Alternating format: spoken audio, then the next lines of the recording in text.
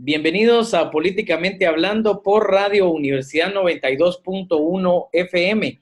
Como bien ustedes lo saben, en estos últimos días hemos estado utilizando las redes sociales para poder transmitir el programa. De hecho, estamos funcionando tanto en los muros de la Radio Universidad como también en el canal de YouTube de Políticamente Hablando y en el muro de Facebook también del programa.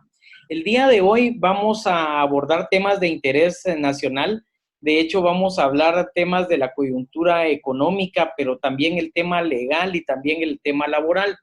Y para ello tenemos como invitado al licenciado Roberto Carlos Ávila. Él, como bien lo habíamos dicho, es licenciado en Ciencias Jurídicas y Sociales, tiene una maestría en Derecho Comercial y Económico y también tiene una maestría en Consultoría Tributaria por la Universidad de Castilla de la Mancha en España. El maestro Ávila también posee más de 20 años de experiencia en las áreas de impuestos, en el área laboral, en el área del derecho corporativo y en la ley de propiedad intelectual. Su experiencia también incluye la atención en asuntos corporativos, de negocios, temas laborales, comerciales, de derecho contractual y consultoría en impuestos en diferentes tipos de industrias. El licenciado también ha participado en cursos financieros y de administración en el Instituto Guatemalteco de Contadores Públicos y Auditores, además de ser profesor en diversos cursos y guiar seminarios público-privados sobre impuestos y temas legales. Él también ha sido profesor titular de cursos laborales, tributarios y de derecho mercantil en varias universidades del país. Muy buenas tardes, licenciado Ávila. Muy buenas tardes, Juan Carlos, qué gusto estar por acá. Muchas gracias por la invitación. Con mucho cariño a esta gran universidad. Por allí todavía no he dado clases, pero espero que prontamente tenga la oportunidad de compartir con estudiantes allí. Muchas gracias, licenciado. Entonces, como bien sabemos que en estas épocas las agendas se han reducido bastante, ahora pareciera que el tiempo es algo que no nos sobra, pareciera que estamos en situaciones de emergencia y el tiempo también se nos ha reducido. Entonces vamos a entrar en materia rápidamente para no afectar ahí la agenda del licenciado y empecemos con la primera pregunta para este programa. Dadas las condiciones de emergencia que atraviesa nuestro país, ¿cómo se vislumbra el escenario económico nacional después de la pandemia de COVID-19? Sí, es una pregunta muy importante. Creo que es la pregunta que todos nos hacemos a diferentes niveles, en diferentes roles, y la respuesta es lamentablemente negativa. O sea, no podemos, aunque pequemos de extremistamente optimistas, no podemos negar que los efectos que vienen, que ya se están viviendo, son muy, muy negativos. Podemos ver, por ejemplo, cómo el Banco de Guatemala, el Banguat, ya ajustó sus proyecciones para este año. Se había proyectado un crecimiento de aproximadamente, ¿qué?, 3.5% del PIB. Ya lo ajustó a un 0.5, a un 1.5 aproximadamente. Aún así estamos creciendo, pero sí nos está impactando en una forma grave. Hay proyecciones igual de que, por ejemplo, en el área de servicios, sobre todo, vimos que en el primer mes, en el mes de abril, hubo una disminución en la facturación de un 20%. En el mes de marzo, en el mes de abril, un 40%. Y la tendencia es más o menos a lo mismo.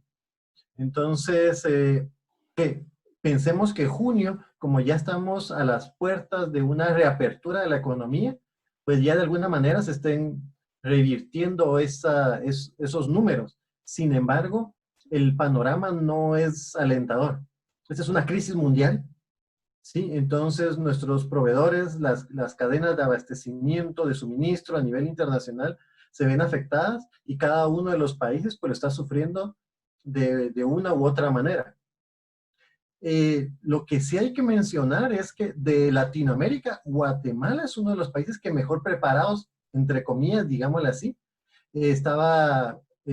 tenía la mayor solidez para enfrentarse a una situación como la actual. ¿Por qué? Porque sus números macroeconómicos son de los mejores. Hay una solidez de décadas en cuanto a su panorama macroeconómico Y sin embargo, aún así, pues los embates de la pandemia, por así decirlo, ya los estamos viviendo. Solo esperamos que estos números pues no se lleven a la realidad exactamente tal cual están proyectados y que de alguna manera, pues siendo optimistas, porque hemos pasado cosas incluso peores, diría yo, pues nos vamos a, hay que levantar con la frente en alto, como lo fuertes que somos los chapines, y que estos números realmente sean por lo menos menos malos como los estamos viendo ya. Muchas gracias, licenciado. Entre las estrategias de mitigación de los efectos de la pandemia, el gobierno de Guatemala ha recurrido a la colocación de bonos y a préstamos, pero sumado a la inminente reducción de la recaudación tributaria para este año, ¿cómo cree usted que va a afectar esto en el futuro al presupuesto del país? 20.000 millones aproximadamente lo tenemos en deuda interna y deuda externa aproximadamente. 15.000 millones se inyectaron a través del plan de reactivación económica. Tenemos ahí un diferencial pues significativo, y ya la SAT también ajustó sus números en forma comparativa para el año recién pasado, 2019, y ya mencionó que hay una disminución en la recaudación tributaria de más o menos un 3 puntos y centavos. Entonces ya tenemos un déficit fiscal.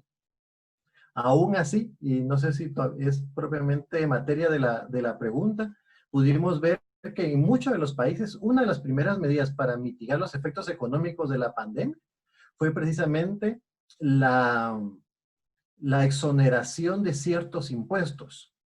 Entonces, a mi parecer, esa es una de las medidas que se deberían implementar. Pudiera ser o sonar de alguna manera irónico o contradictorio en el sentido de decir, bueno, estamos mencionando que hay un déficit fiscal y estamos proponiendo que haya una exoneración de impuestos. Sin embargo, ¿qué sucede con la exoneración de impuestos? Eh, Precisamente esa tiene un efecto de cascada, eh, y que se traduce en una reactivación económica, se llega hasta el ciudadano común, precisamente esos beneficios, se reactiva la economía. Entonces, mi pregunta sobre las medidas, luego creo que vamos a hablar en concreto sobre las medidas implementadas hasta el día de hoy, pero la que ha hecho falta es precisamente eso, exoneración de impuestos. Únicamente un impuesto hemos diferido, ni siquiera exonerado, simplemente diferir en su pago. Estamos hablando del ISO, diferimiento de cuotas de seguridad social, etcétera. Pero propiamente una exoneración como tal, como se ha propuesto en muchas de las economías, no lo hemos visto. Y considero que esa pudiera ser una medida muy atinada para activar la economía y de alguna manera, pues, los efectos tan dañinos que estamos sufriendo ya a nivel económico. Muchas gracias, Lick. En el escenario económico futuro, pues viéndolo pues, de forma fría, pareciera que no es alentador. ¿Cuál es su opinión en torno a las acciones tomadas por el actual gobierno para enfrentar las consecuencias de la crisis? Buena pregunta. Creo que de alguna medida fueron atinadas, pero insuficientes. Sí, estamos ante una herida grave y estamos tratando de utilizar curitas para sanarla, por decirlo de alguna manera. Entonces, sí, son paliativas. Necesitamos medidas y sobre todo, pues necesitamos otro tipo de medidas como la que acaba de mencionar, y creo que sería muy, muy atinado el hecho de contar con exoneraciones o una desgravación en forma paulatina de ciertos impuestos para reactivar la economía. También retomar proyectos de infraestructura, precisamente que eso reactiva mucha cadena. Yo creo que eso sería muy, muy atinado. Y sobre todo, de lo más importante es la ejecución. Ya hay ciertos proyectos, está el plan de recuperación económica, sin la ejecución ha sido exageradamente deficiente. Entonces, como un aforismo que tenemos nosotros en materia legal, ¿verdad? Entonces, cuando la justicia no es pronta, no es bien servida. Lo mismo sucede con ese tipo de planes. Cuando la ejecución de estos planes no es eficiente.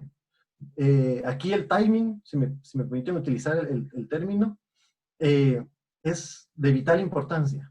Entonces, no podemos apostar a los planes de recuperación económica cuando la ejecución se ve, adolece de sospechas, no llega precisamente a los más necesitados, etcétera. Entonces, uno de los principales señalamientos es que no solo contamos con las medidas en su momento oportuno, sino que ya señalamientos de corrupción, etcétera, lo cual ensombrece no solo las buenas intenciones que pudieron haber estado detrás de ellas, sino que sobre todo pues las hace ineficientes.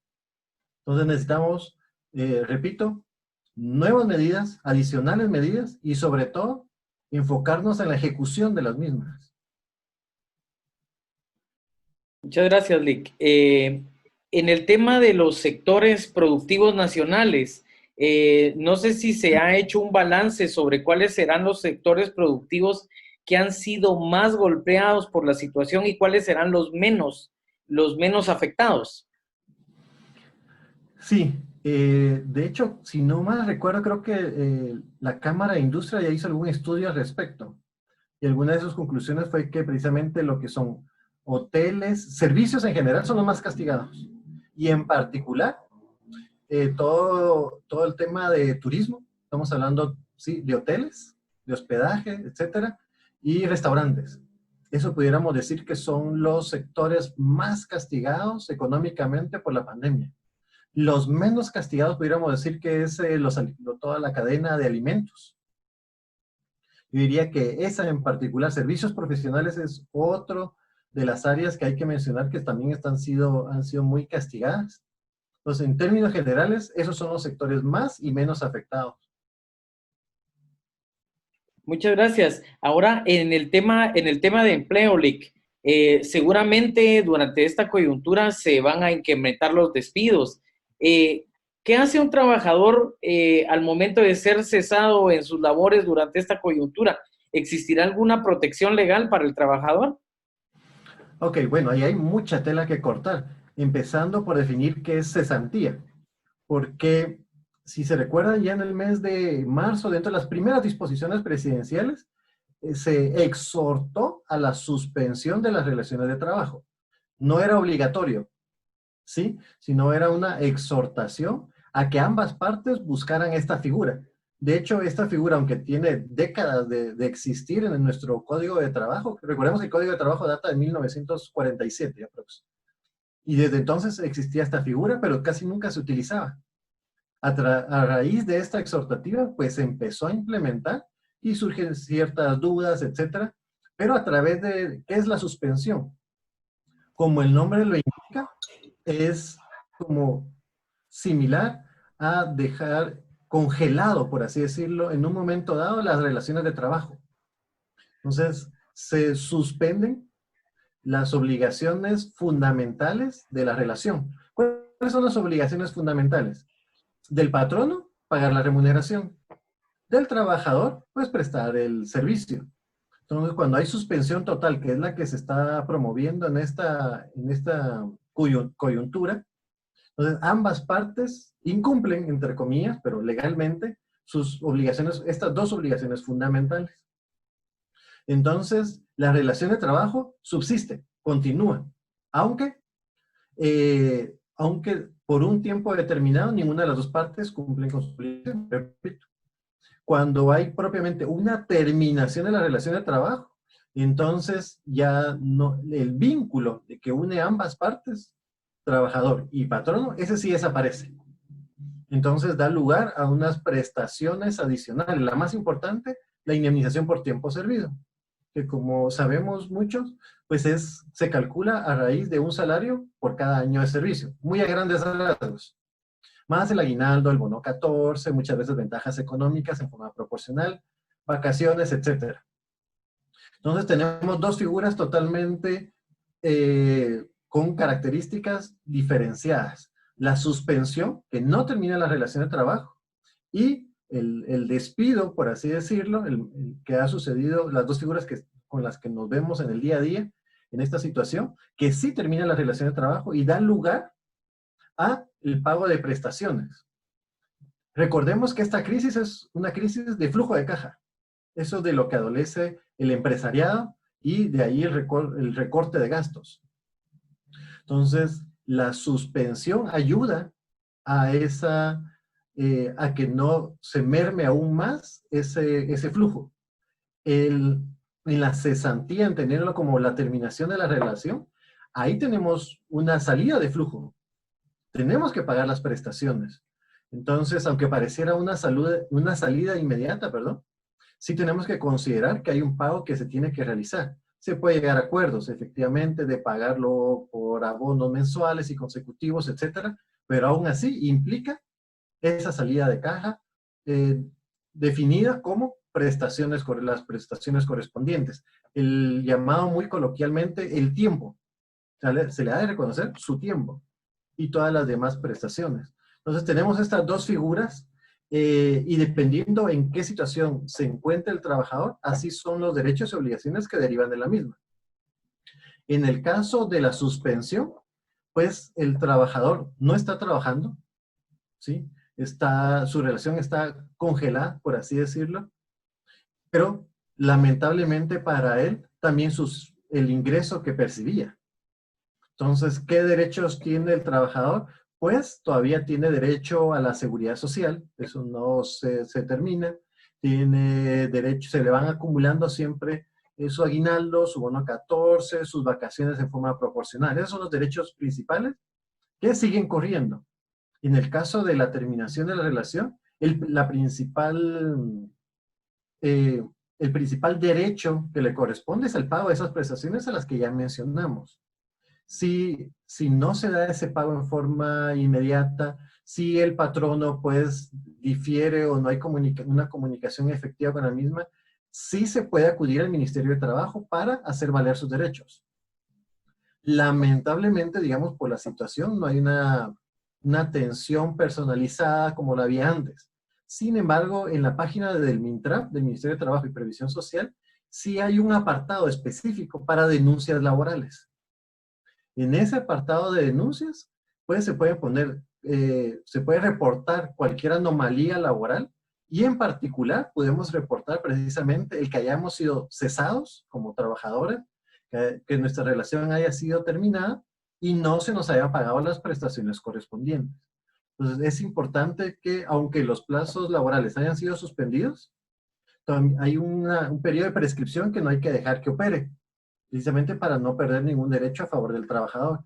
Entonces, a través de esta denuncia eminentemente en línea, podemos nosotros interrumpir la prescripción y luego, pues, si fuera necesario, acudir a la vía judicial para hacer valer los derechos que le corresponden al trabajador. Muchas gracias. Y en el caso de un pequeño empresario, pensemos que pues tuvo que suspender tal vez a sus trabajadores o tal vez prescindir de los servicios de algunos de ellos, pero no tiene los recursos para pagar el tiempo o las prestaciones a estos empleados. ¿Existirá algún tipo de salida para este tipo de casos? Ok, ahora trasladémonos al lado del patrono, ¿cierto? Que es dueño, propietario, copropietario de una pequeña o mediana empresa y se ve en esta situación, ¿sí? Donde sus ventas se ven incluso una expresión mínima, ya mencionamos de 20, 40, hasta un 60% estadísticamente, eso es lo que he visto en cuanto a la disminución de las ventas. Y luego se ve con un costo permanente significativo como es su planilla. Decide no suspender las relaciones, sino terminarlas. Entiendo que ese es el escenario. Entonces, ¿qué pudiera suceder? Primero hay que partir de una premisa muy importante. A ningún patrono le debería suceder que llega a esta situación y no tiene el dinero, por así decirlo, para hacer frente a esta obligación. ¿Por qué? Porque por mandato legal tuve que haber creado una reserva. ¿Sí? Entonces, una buena práctica es precisamente obedecer ese mandato legal que incluso es deducible para efectos del impuesto sobre la renta y tener una reserva para precisamente hacer frente a una situación como esta. No que en el momento tenga que desembolsar una cantidad muy significativa y no contar con una reserva que se ha creado desde tiempo atrás. Desde el año 1 de contratación del trabajador, tuvo que por bien hacer, esa reserva año con año, a razón de que un 8.33%, para que al momento de que termina la relación sin justa causa, porque eso cabe de señalar, que la indemnización por tiempo servido no procede siempre, sino simplemente, únicamente en los casos donde hay una terminación sin justa causa. Entonces la premisa debería ser esa. Se debería haber creado una reserva y que no nos sorprenda, por así decirlo, el hecho de que a la terminación de la relación no contemos con los fondos suficientes. Esa es la primera premisa, por decirlo de alguna manera.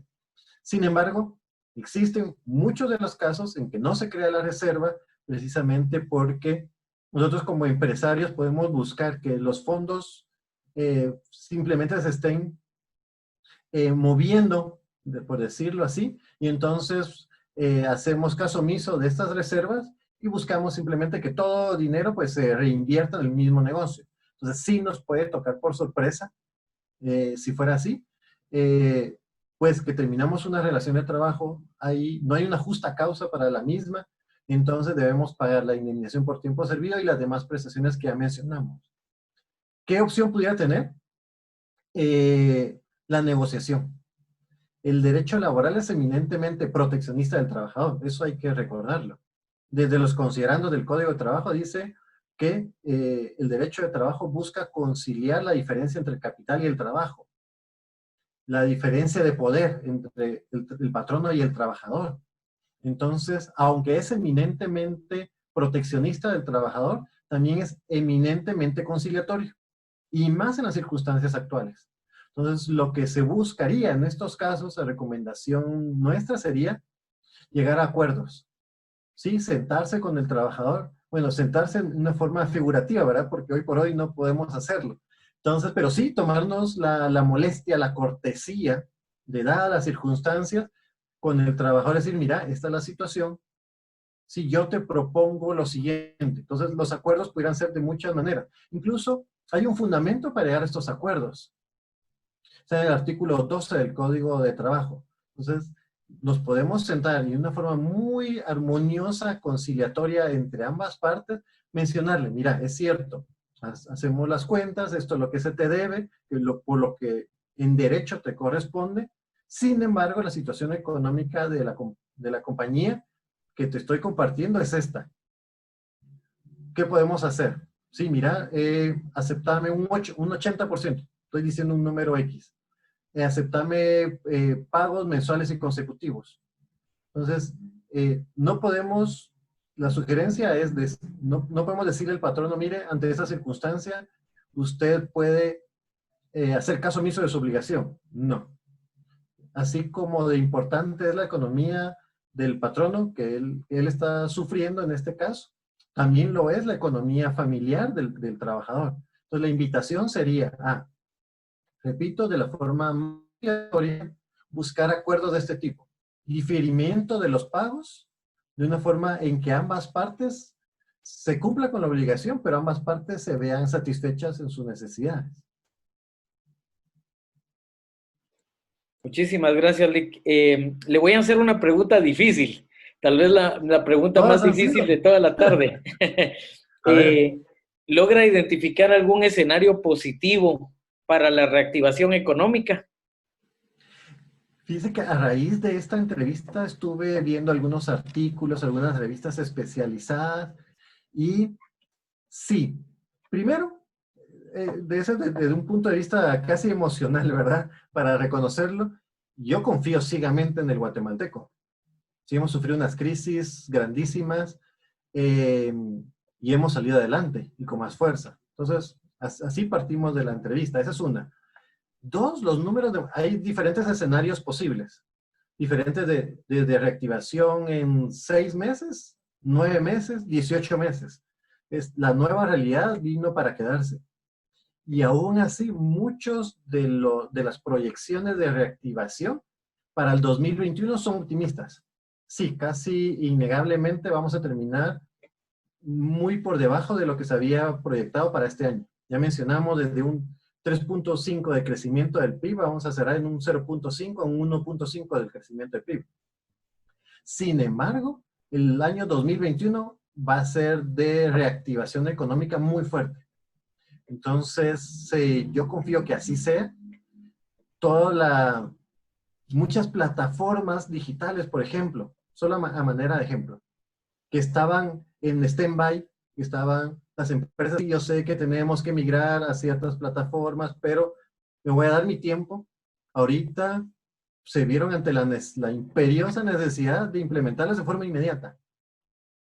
¿Sí? Entonces, todo ese sacrificio por la necesidad que se hizo, creo que luego cuando la nueva realidad esté ya más implantada, entonces los resultados los vamos a ver allí. Ya el 2021 yo creo que vamos a tener un escenario económico mucho más estable y en franco crecimiento. Juan Carlos tuvo oportunidad de ver el día de hoy, se publicó el decreto 144-2020 del Ministerio de Salud. Este desarrolla todas las 4 etapas de desconfinamiento. Entonces, estamos a las puertas de la reactivación económica en una forma gradual. Yo creo que eso es un tema positivo. También tenemos la comisión precisamente de combate de la pandemia, es formada por especialistas. Creo que también es un elemento positivo. Entonces, esta combinación de una comisión especialista, más ya las medidas que están publicadas en el diario oficial sobre cómo se va a ir desgravando el confinamiento, creo que son señales positivas de que la nueva realidad pues está a las puertas. Bueno, retornando a la pregunta. Pues muchas gracias, Lick. De hecho, esta es una pregunta que se le hemos estado haciendo a los invitados, el tema de lograr encontrar los escenarios positivos, porque en alguna medida esto como que nos regresa la esperanza y la confianza. Sí, yo no sé si tiene algunas palabras, ya para ir terminando, algunas palabras para nuestros estudiantes de sociología, ciencia política y relaciones internacionales que sintonizan este programa. Pues primero que todo estamos a las órdenes, pues ahí tienen mi nombre, mi contacto, claro, con mucho gusto le estamos atendiendo. Muchas gracias por la oportunidad de estar acá, me quedo a sus órdenes. Recordemos que hoy por hoy su empuje, su optimismo, su estudio, su especialización es de lo más necesario e invitarlos a que sigan sintonizando la radio, que se sigan especializando y sigan cuestionando lo que está sucediendo hoy por hoy, ¿verdad? Porque yo creo que en el cuestionamiento está la mejora. Entonces, en la medida en que nosotros vemos, pero nos cuestionamos y proponemos, creo que una nueva realidad puede emergir de todo esto. Muchísimas gracias, licenciado. Gracias por atender a nuestra invitación. Y a nuestros oyentes los invitamos para una próxima emisión de Políticamente Hablando por Radio Universidad. Hasta la próxima.